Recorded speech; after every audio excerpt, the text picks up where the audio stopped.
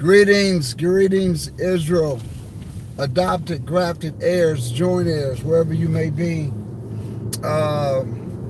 It is 53 degrees in South Florida, but I know there's nothing compared where some of you all are right now. So my sympathy goes out to you because I'm cold and I know you're cold throughout the country. They say this is the warmest place right now, so it could be, I don't know, but it's a clear Wednesday day, cool, cold, as some people may say. I titled this Christmas, Don't Underestimate Our Children. How you doing, Ricky? How you doing, Minister Douglas? How you doing, Evelyn? Evelyn, you're way up there in New Jersey. I know you are cold. I know you're cold. I know you're cold, Evelyn. How you doing, Daniel? So I titled this, Don't Underestimate Our Children. So this is the time of the year where we always talk about how do you handle unsaved spouses or spouses who are not educated when it comes to Christmas, and you come into the truth. But let's talk about the children. When you get children from the age of about 4 to 9 years old, they're like a sponge. Their mind is a sponge. It's like a muscle. Good morning, Mega Old School. And the children, that mind is so powerful. It can absorb so much. And it depends on what you allow to exercise that mind, whether it's going to be cartoons, characters, books, all of that stuff. I'm not saying that you should be giving children calculus, but I'm telling you that if you wanted to give them, the best time to teach them is in those ages. Studies have already shown that, and it's proof in the pudding. It's already done. For instance, my daughter is 7 years old. She's just started second grade this year, and she's already on approaching fourth grade, reading and math. They're a sponge. But you also have to take the time to not underestimate them. They can handle a lot. They can learn a lot. They can handle the truth. And you have to tell them, and show them what Christmas is, what it's about. You have to allow them to freely learn because they're around kids in school. And kids are going to talk about it. Kids are going to talk about what they're getting for Christmas and the toys. Some kids are going to talk about Santa Claus and what have you. But since the age of about 4 years old, when my daughter was old enough to start to read and get her first words, one of the first things I taught her was that Santa Claus was not real. It's make-believe, and it's pretend. As I discussed with her, it's pretend. I didn't get into the origin of Christmas. I didn't get into all of that. I just basically told her that it's a pretend, and she was able to analyze what pretend is, because kids pretend. They play house. They play like they're cooking in the kitchen. And they can understand. They can comprehend things from that level. And so one of the things that I did was, when we would go to the malls, she would see all the kids line up, and at age 5, but again at age 4, she knew what this stuff was about. I didn't take her to the malls during those seasons when she was, 2, 3, 4 years old. I didn't do that. And for the most part, when you take kids to the mall at ages, 2, 3, 4, and some ages 5, they're crying. They don't know who that man is in the red suit. They're crying. And the parents want to sit them in that lap, and this guy with this jolly beard and all like that. Kids they were horrified. Okay, it was almost like torture. It was almost like child abuse. The parents want to sit the kid there and walk away and take a little picture, And in parents' mind, they want the kids are supposed to respond for a photo, this photogenic kid, so we can take this perfect picture. Well, that's bull crap, is what that is. You put a kid that's in a stranger's lap, I don't care who they are, they're gonna cry. So I didn't expose my daughter to none of that. But by the time she saw it, she knew that it was a lie. She knew that it was pretend. And to her, it was funny. And she would say, you know, Daddy, those kids really don't know. I said, no, sweetie, they really don't know.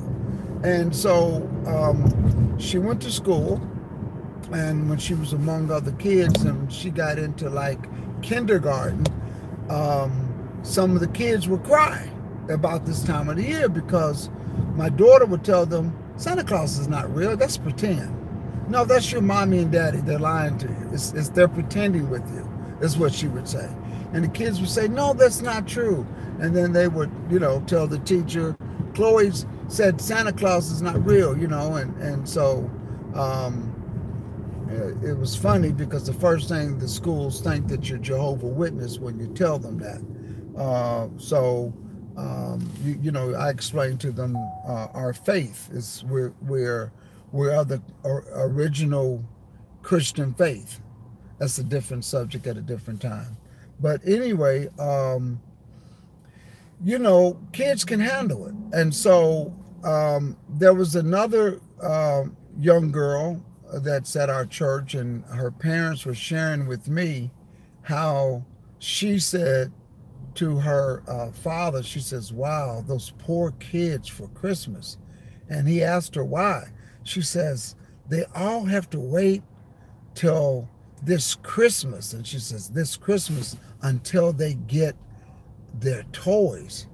And it's so sad. And so he says, well, why is that sad, sweetie? And she says, because I get toys all the time. They have to wait. So, yes, Ricky, children should lead them. And so I shared that with you to say, you can tell your children, just teach them, you know, show them, tell them plain. They're very analytical people. You know, we look at them as children. They can't understand or comprehend things that are not of God. You can tell them, you can show them, you can teach them. And I encourage you to do that, you know, is to sit there when they get to that age of about 4 years old and started to explain to them that there is no chimney. In South Florida, we don't have chimneys. There is no chimney. There is no fireplace. There's no milk and there's no cookies. We don't leave that out. There's no Christmas tree. You even have to show them that Christmas tree is pagan and what people did with it. And kids can read, you know, you can take them to the computer. Kids can scan, they can take your phone and go through the computer on your phone or go through your Android or Apple on your phone. They can download stuff, they can find stuff. They're on YouTube. You don't even have to tell them. They just know. It's just the mind with the binary code of zeros and ones. They know what they are doing. They don't need any help.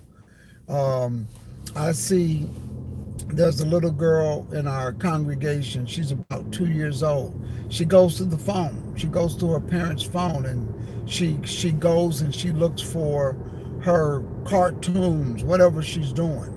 She knows how to do it, and I'm watching this in amazement. So all that to say, don't underestimate our children. Don't hold the truth back from them. Tell them.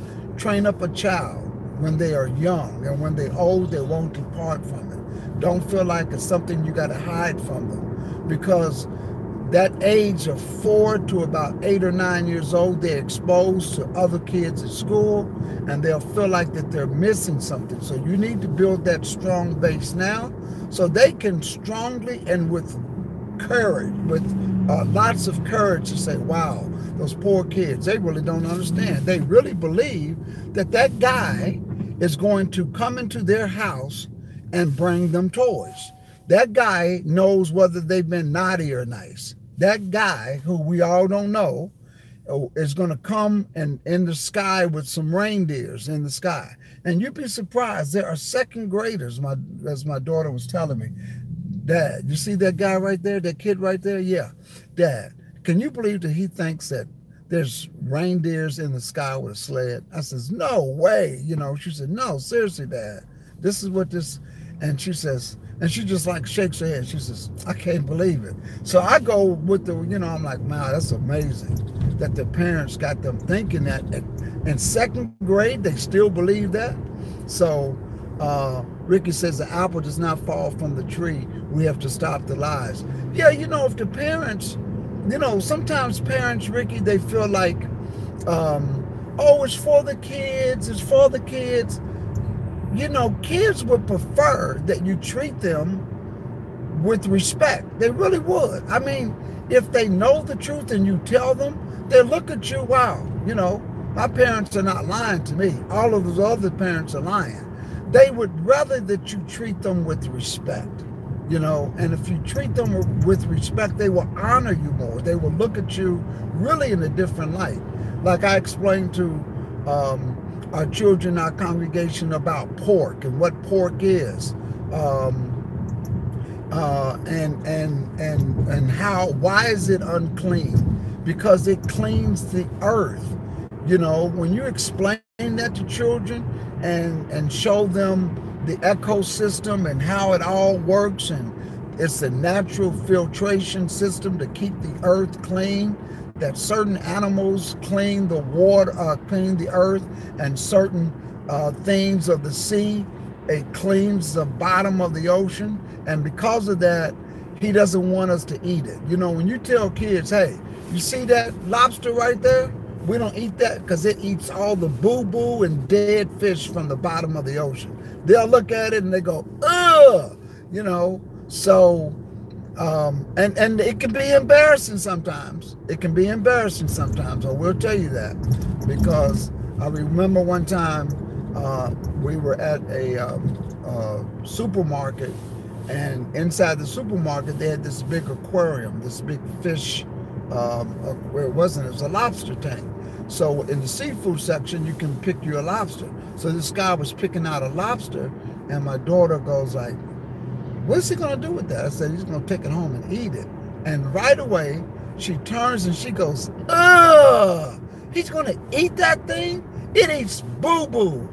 And I was so embarrassed. She was 6 years old.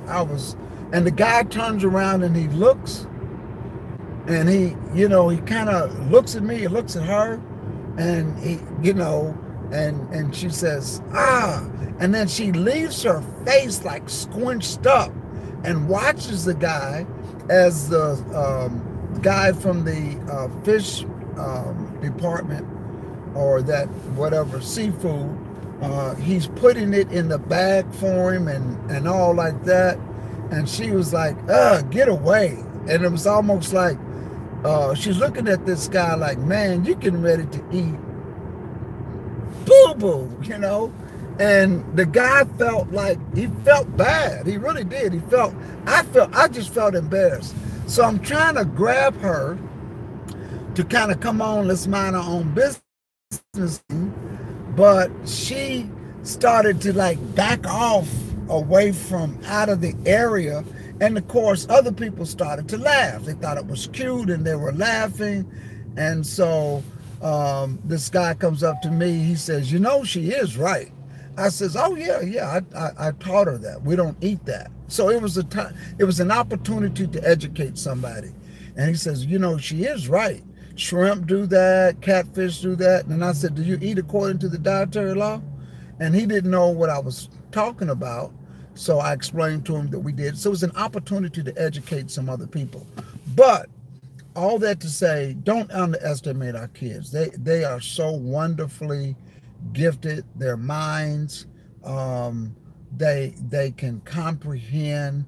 You can break it down to them. You can let them know that bunny rabbits don't lay Easter eggs, and it's not something, it comes from pagan worship. Like if you ask our children in our congregation, what is pagan worship, they're going to tell you, oh, that's where somebody grabs a piece of wood or stone or a statue and they worship it as if it's God. They're going to tell you that. I mean, every last one of them will tell you that. So they know. And they, as this one family was telling me how their daughter was just handling people at her school. And I was just, you get so proud that the parents are not afraid to teach and their children. And, well, I'm going to wait till they get older so they can understand. If you can tell them that Santa Claus is coming down the chimney and you're going to leave them milk and cookies, if they understand that, then they can understand the truth. So what are you waiting for? You're telling them a lie and you're going to wait until you think that they can handle it. So you're going to tell them that the truth, that the lie was a lie, and now this is the truth. They're not going to respect you. They're just not. So when you say they can't handle it, you're going to tell them later. The fact that you're telling them a lie is the fact, and you want them to believe it, they can handle it. So just wanted to leave that with you. I'm going to see some of you all's thoughts on this. Let me see here. Out of the mouth of babes, that's Minister Douglas there. They also think lies are fine. Little white lies, they call them, but they catch up. Look at the lies catching up to the politicians. Yeah. That's a good way of putting that, Ricky. Evelyn says, smile.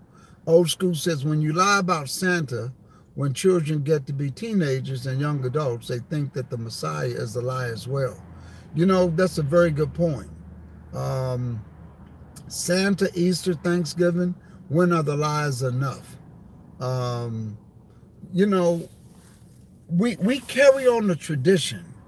And that's one of our biggest issues, that we carry a tradition that we ourselves, we know, but those that are coming into the truth or don't know the truth, they don't know the origin. By the way, Friday night, we will continue our Bible study. Friday night, we're going to be bringing out some more interesting points pertaining to pagan worship.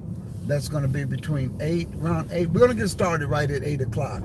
So last weekend I was, in preparation because we had Brother Sidney from the Israel of God in town. I had helping out another ministry as well. So, but we'll be back. We're going to be resuming back. So we want you all to tune in to this channel. We'll be there. Also, since Minister Douglas is on the chat this morning with us, we've been putting out more information about the High Point Great Gathering Hebrew Conference, which is going to be in High Point, North Carolina, February the 7th through the 9th. We're looking to get things going.